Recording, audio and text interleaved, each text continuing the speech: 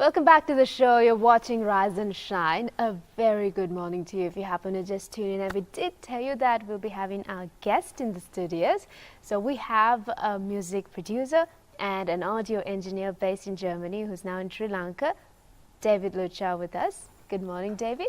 Good morning. Thank you for having me on the show. It's very awesome. Absolutely fantastic to be here. It's a pleasure to have you here, David, and I'll call you David, right? Yes, fine. Please. So, David, we did introduce you as a music producer and an audio engineer based in Germany. Now, how did it all happen? And to get to that point is not easy. It's not just as 1, 2, 3, obviously. So there's like a difficult path. I wish it was. So tell us a little bit about that. It's been a long journey. I always wanted to be, wanted to have a life completely engulfed in music, and it was not easy because I believe, especially in Sri Lanka, if you want to do music, they don't really consider that as a real profession. So I really had to work very hard, focus on what I really wanted to do, and so I did that. As soon as I left school, I decided I want to go into the music business, learn how to be a producer or get into the field of audio engineering, because that is something that we did not have in Sri Lanka. We did have a few good audio engineers in Sri Lanka, but unfortunately they were very closed, and most of them were not very interested in sharing their knowledge with the juniors or the upcoming generations. So, but also I still did not, I could not find a certain sound. Like if you just listen to a song on the radio, or a song that came from England or America, you try to get your music to sound in that level, it just didn't happen. And for me, I was after that kind of a sound. I just want my music or production that I did to really sound at the same level of international. Yeah, the quality should be there. So that's something that we lacked heavily in Sri Lanka. So that is something that really motivated me to pursue. So is it to do with the equipments we use? Well, actually, that was my initial understanding of it. But actually, things changed as time progressed, because at the end of the day, it's not really the equipment; it's your knowledge. Right. Because it's very simple. Just because you have money doesn't mean you can buy a Lamborghini, but if you can't drive it, what's the point? Exactly. So, and so I put it though.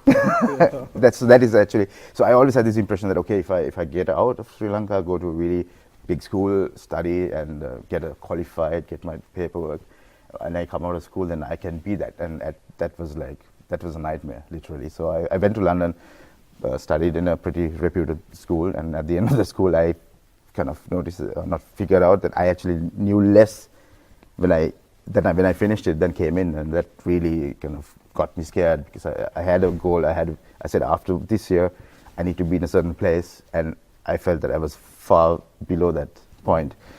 And I had to make a very tough decision, because I was going to do my master's in audio engineering, and I quit the entire program and dove head into the deep end, and went and started working in companies and actually a broadcasting company, and that's where I knew how far I really had to go.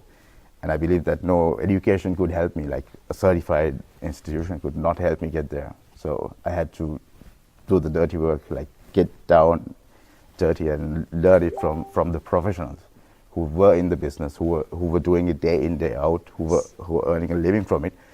And that's when my world changed, because I knew it, that there is no institution, no school that actually can give you a real life training, because institution is a very, very controlled environment, and life is not controlled. You have zero control of life, because you can walk out the door and there's so many things that can go wrong. And in recording or in this music, it's the same situation, because if you're in an institution, it's so controlled that you feel very comfortable. Everything is there. You don't have to do there's certain steps that it's not required of you.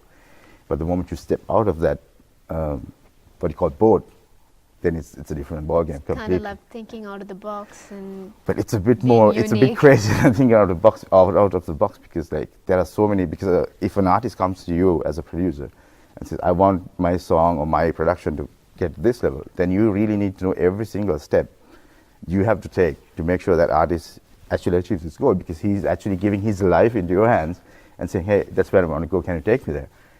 And can you do that? So for me, that has been an incredible challenge. And so what I understood is like, it's fine to have education. I have a diploma in audio engineering, whatever. But the secret for me, my success was that I never stopped learning. The moment I came out, I knew that I know nothing. And the more I learn and the more I acquire knowledge, I found out that I know less and less and less. And there's so much to learn in this field. And I've managed to come to a pretty good position in Germany as a freelance audio engineer. But there's there's so much to do and so much to learn. I am continually learning and continually participating also in workshops, learning from very prestigious audio engineers. So there's so much to learn, and the subject is pretty vast, pretty vast. And I think the most dangerous thing that a student, for example, somebody in Sri Lanka could do is think that, okay, I go to institution, get a piece of paper, and I'm an audio engineer, and that is unfortunately not the truth. There's so much to go, and I can have a comfortable life, but that's not the goal of having a comfortable life. It's like where you want to go, where you really want to go with your vision. And audio engineering is something that evolves. Exactly. So you have to. So you can't pin it down. You cannot just say, okay, audio engineering and block it down. It's something that evolves incredibly. Just like technology. Yes. It is. Exactly. It's a combination of both. There is the secret of success is that you need to know the history of audio engineering, and then you have to combine that with the new technology. So everybody's like, I don't need this, I just need the fast track. And the moment you do that, you cut yourself out, because like you're trying to climb a ladder that has been built by so many people, and then all of a sudden you come in the middle and think you can make it, where you forget that there's a foundation that you need to first build and or study, and then on that foundation you need to build whatever you're going to do. And if you cut that foundation out, the smallest wind will literally destroy you. So that is something very dangerous. So you need to be very well rooted in certain principles. You need to know exactly what you're doing, because that will give you your foundation. And once you have your foundation, you are unstoppable. Then nothing can shake you. Now you seem really averse to this idea of a paper qualification, because you gave a certain interview. Yeah, for me, I think I was betrayed, because I spent a lot of money. Like, going to England is not cheap, especially, and I don't think they give what you call discounts to foreign students. I believe that's a very good stream of income for England or any country, because as a foreign student, you have to remember, we have to pay money up front. So just imagine paying 12,000 or whatever pounds up front for your education, and you're there for a certain purpose. You are there with a goal. We are not there like to play around. We are serious about our education, and especially coming from Sri Lanka. And my parents were not very happy when I said, okay, I want to be audio engineer. They were like, are you crazy? Like, why didn't you go into IT, get into that, become a manager, do that? So. That's what happens usually. But if you want to follow your dreams, it's very difficult, because you have to stay focused. There are so many obstacles in life that will literally come against you, and especially your culture as well. Then people say, this guy's going to be poor. You can't succeed with audio engineering. People talk, and there's always been, I'm sure you know what I mean, but if you have a dream, you should definitely follow it. And I believe Sri Lanka is coming to a position right now where we need to break free from the way we think, because the world is now, it's opening up for us. And there are a lot of smart Sri Lankans. We just don't need to waste our lives working 9-to-5 jobs. There are so many opportunities in Sri Lanka. And why should everybody just come from outside and just try to, just abuse the country? There are so many ideas that can be birthed in Sri Lanka, and we can actually prosper as a country. Exactly. And David, tell us a little bit about the work you've done in Germany and also for some American artists as well. Yeah, I had the privilege actually of working with the band, James Brown's band. Actually, two of his band members were touring in Germany, and I had the privilege of recording them. That for me was a massive turning point in my life. Because like working with such credited artists was not really easy. That really tested my skills and ability, because you had to deliver in a very short time, and their requirements were extremely high. So you didn't have time to mess around. No experimenting. Like they said, I need this, get it done, and you had to do it within a certain time frame, like 10 minutes. But at the end of the day, that just pushes you to really think on the go, and that was a really good experience for me. So, and of course, I have my own little studio, mixing studio, and mastering studio. I do work for a very few other prestigious studios in Germany as well. And I also now am slowly shifting into the live mixing scene as well. So I do a lot of live mixing as well for also prestigious venues in Germany. So my life is actually changing a lot, and now of course for the better. Definitely for the better, and as every single day is also a very good experience, and it's a learning possibility. So I always see every single position in life as a learning possibility and not as a job opportunity or something like that, because every experience is something that improves you or makes you better in life than just say, oh, I gotta go to work and do this crappy job. That's the worst thing, like not being able to enjoy your work, and then everything is a chore, and then things are expected of you, and then you can't deliver, and then you suffer. Exactly, because like my life, normally, like sometimes I work because I'm married now, I have 2 kids. So it's a full-time job, you know. So you do your best to spend time with your family. Then you also have your work. Then I sometimes start working at 10 in the night, because that's the time everybody's kind of in bed, and I just have my time. And even the street is quiet. So Germany is sleeping when I start working. So I start at 10 o'clock and work till about 4 or 5 in the morning. Then try to sleep a couple of hours, and then I'm up again, and then spend some time with the family. And so that's kind of the cycle. So I want to ask you now, as an artist, I mean, there's always something that inspires you. It could be an artist, could be like some phenomenon. What inspires you? What drives you as an artist? Actually, what drives me is to see the face of an artist, like when the production is done, and when somebody is really happy with your work. I think that's the best satisfaction, more than money.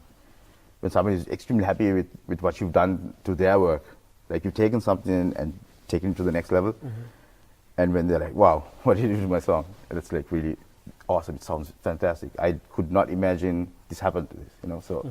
So that has been my goal in life, to say, okay, how can I take a song that's not really sounding good and then really take it to the next level and make it sound awesome, or push it to a different level, or communicate to the artist and say, you know, could we improve this? Could we actually make an investment and re-record certain things? Or what is your budget? Can we work on this? So there are so many things that motivate me to say, okay, certain artists say, okay, I need to have a certain drum sound. So if I need to do that, then that means I need to take time off, do my research, find a studio that can achieve this.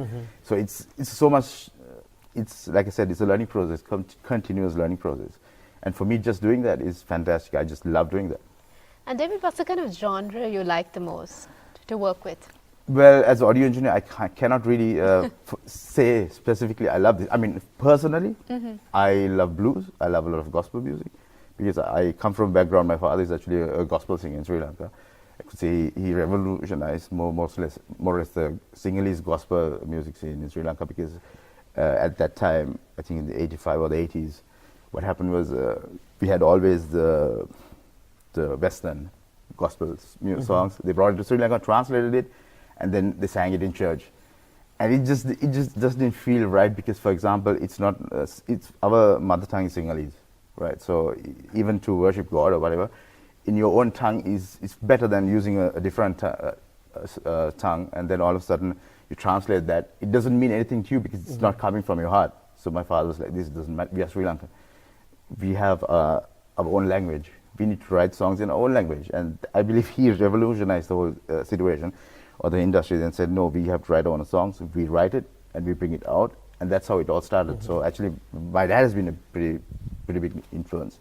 So that is also there in my blood, and that's how it come Exactly, so it runs in your blood as well, because you have somebody who has been in the musical scene even before. Definitely, and he has also been lucky enough to be in some pretty good studios here in Sri Lanka as well. I believe I was with Mr. Ogi Ranavira. He was actually one of the pioneers as well in the music scene in Sri Lanka, or in audio engineering. I think he was a very a fine audio engineer in Sri Lanka.